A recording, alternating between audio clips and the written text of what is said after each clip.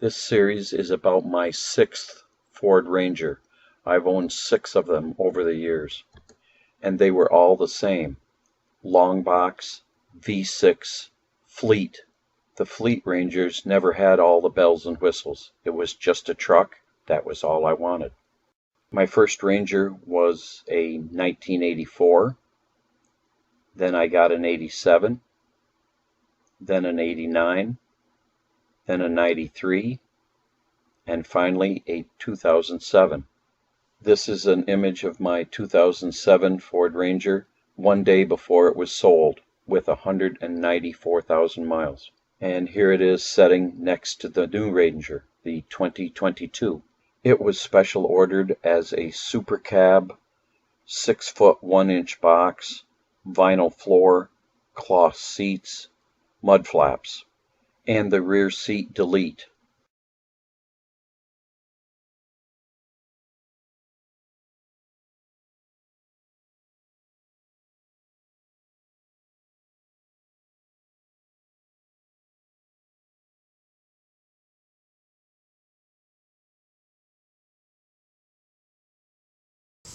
Because I have a rhubar on the front of the truck and I had nothing for the rear, I saw online where Sparebumper.com makes this super bumper. So, get stuff out. It's supposed to, up to 30 miles an hour, it pretty much destroys the front end of a car that hits you. I have to take this all apart. Okay, give me a second here. Okay, I'm back.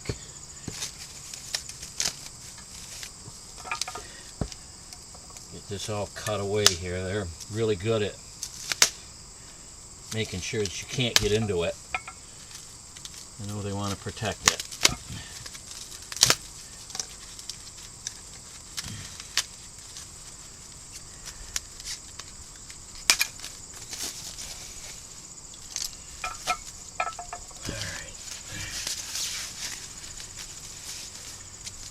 Okay, so that's the basic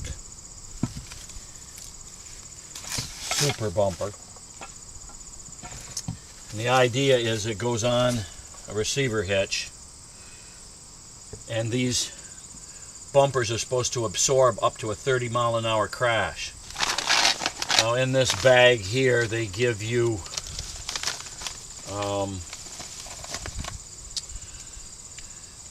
these rubber things, an O-ring, and 2 caps. The caps are bumper buffers to put on a what? License plate. Okay. I don't know whether I'll be using any of that stuff. But the one thing that I found interesting is there's the warranty. If the bumper ever bends or breaks as a result of a rear-end collision at any speed, we will replace it free. But the interesting thing is, you go down here to warranty limitations, B. Warranty coverage does not extend to damage caused by collision. So which is it? They're either gonna or they're not gonna. That's kind of interesting. Maybe nobody cares, but that's just me. So anyway, I'm going to get that installed on the U-Haul tow hitch or receiver hitch that I got, because my truck didn't come with a tow package. Now here is the retaining pin for that super bumper that's going to go on the truck.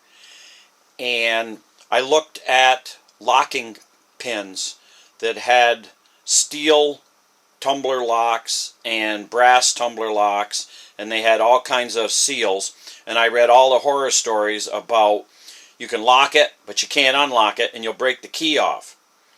And it's so what people end up doing is they just take a saw and they cut the pin off. So what's the sense of having the lock when anybody with a hacksaw can cut the pin off? So what I decided to do is take a stainless right there. There's the nuts, and there's the bolt, 1/4 inch bolt, and I'm just going to drill the hole bigger using my Ryorbi drill right there, and then I'm just going to bolt it using the nylock nut and the stainless bolt, because chances are nobody that's going to try to steal it is going to have 2 wrenches with them to undo the nut and the bolt. More than likely, if it's locked and they really want it, they'll take a saw and cut the bolt off. So why bother buying an expensive locking pin when they're just going to cut it off anyway?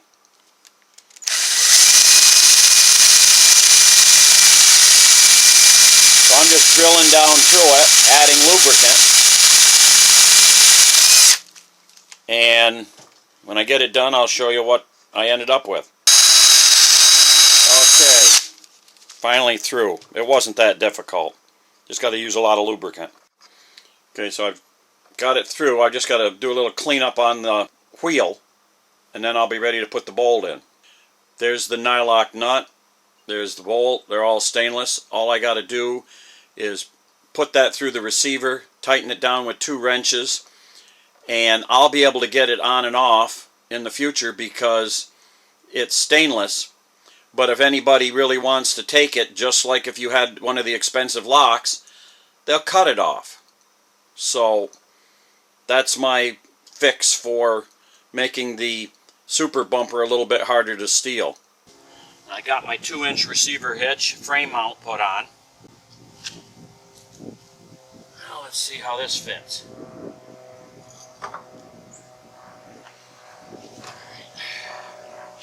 So you sometimes had to compress that a bit. There we go. There, she's in. And I just got to put my bolt on. Get you a close up of that. Okay, a little bit closer. So I've got the bolt through. Got to put the nut on.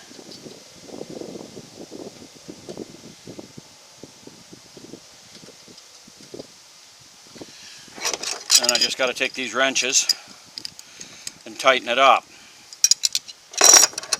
And I think we'll have it. Okay, I'm just about done tightening it up. Probably be better if I had smaller crescent wrenches.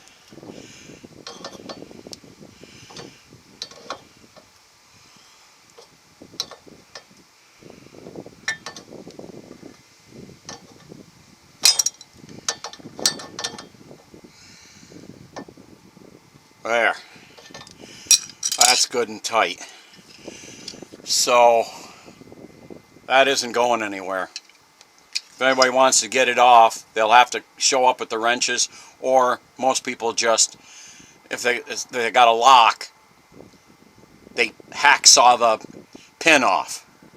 So anyway, that's what I'm doing.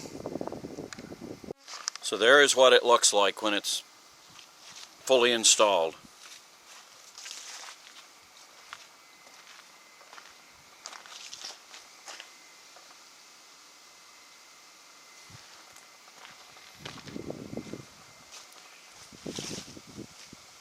I don't know that it's going to deter anybody from hitting me, but it's sure as hell going to damage them if they try it.